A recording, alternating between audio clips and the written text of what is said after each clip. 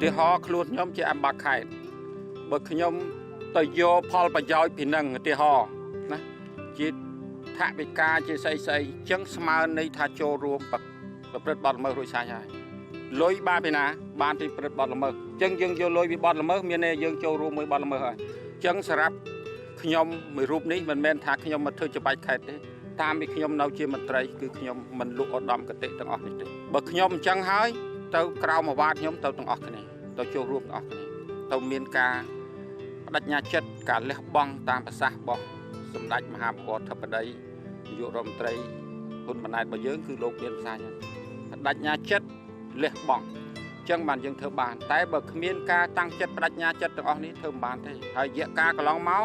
មិនមែនថាយើងទៅមកបក្រាបនេះទេដែលយើងគិតថាមានពូជសម្រាប់ខេត្តពោធិ៍សាត់នេះគឺពូជត្រីទោះប្រឈមបណ្ណាក៏ដោយគឺតំបន់ការពារនឹងគឺដាច់ខាតខ្ញុំមួយឆ្នាំខ្ញុំឆែក3ដងឆែកពេលអាទឹកស្រកពេលទឹកឡើងពេលអាទឹកស្រកទៀបហើយចិត្តទឹកចូលមកវិញគឺជំនាញហៅខ្ញុំទៅឆែកមើលហើយឆែកហ្នឹងយើងឆែកវាមិនខ្ញុំទៅមុជរាវត្រីហ្មងណាបាទពេលខ្លះខ្ញុំយកសំណាញ់ទៅបង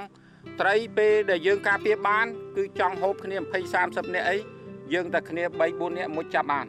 ខ្ញុំអ្នកមុជចាប់ផ្ទាល់ចាប់ត្រីបានមែនបាទយកមកហូបប្រហែលអ្នកហ្នឹងហូបមកទាំងអស់ផងនឹងយើងការពារបានតែយើងការពារបានទៅរាវមិនប៉ះត្រីអស់ហើយយើងចាំក្នុងទឹកអស់ត្រីឃើញទឹកតែលើគោកអស់ព្រៃឃើញដីអញ្ចឹងអាហ្នឹងឲ្យត្រូវប្រយ័ត្នណាអស់ត្រីឃើញទឹកតែទឹកនឹងមានត្រីអត់អាហ្នឹងដែលយើងត្រូវធ្វើកិច្ចការងារហ្នឹងហើយរយៈកាលកន្លងមក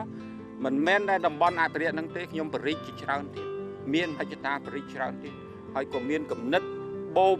ស្ដាពួកកន្លែងខ្លះរាក់ខ្លាំងហើយក៏យើងចុះទៅមកមុខលើក្បាលជង្គង់ទៀតអញ្ចឹងយើងត្រូវបូមអាចបូមអាហ្នឹងយកទៅដាក់នៅលើទីទួលចិត្តជុំវិញហ្នឹងហើយយើងបរិយាដោយអានេះជាក់ស្ដែងនេះអានេះ3 ឆ្នាំមុន4 ឆ្នាំមុននេះទឹកនៅសល់តែម្នាក់ហើយយើងអភិរក្សមិនបើខែប្រាំងឡើងអស់ទឹកហើយត្រីរស់ទឹកមិនរស់លើគោកណាទៅរស់លើគោកត្រីងៀតទៅអីប្រហុកទៅឆ្អើហ្នឹងទាំងអស់ហើយអញ្ចឹងវាដាច់ពូជអញ្ចឹងយើងត្រូវជីកនេះក្រុមការងារអាដាមកែវរតនាគឺមានមហិច្ឆតាចូលរួមចំណែកជាមួយនឹងការអភិរក្សនេះគឺក្រុមការងារសំខាន់ណាស់គ្រប់ក្រុមការងាររបស់អាដាមកែវរតនាគឺមានស្រុកកកស្រុកកដៀងស្រុកបកាគឺគាត់លះបង់បដិញ្ញាចិត្តលះបង់ជាមួយនឹងអាជ្ញាធររបស់យើង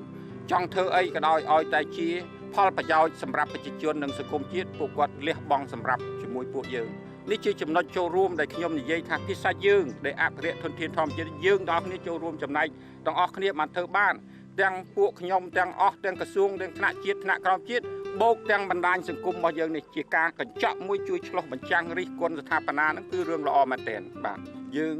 គិតថាបក្រាបវាជោគជ័យបើថាឲ្យវាអត់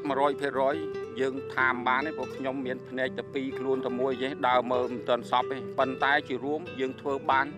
80% 90% ទៅលើហើយពីមុនមកយើងធ្វើមិនបានប៉ុណ្ណឹងទេនេះយើងមិនហ៊ានថា 100% ទទួលក៏ត្រូវមិនបានអត់បានទេបាទវាចិត្តតែមានលួចហើយយើងនៅលើគោករឿងចោលនេះកម្លាំងប៉ូលីសផងប្រជាការពារផងអាជ្ញាធរដែនដីផងនៅលួចបានយកអានេះក្នុងទឹកឯណាមកនៅក្នុងទឹកនឹងជាមួយ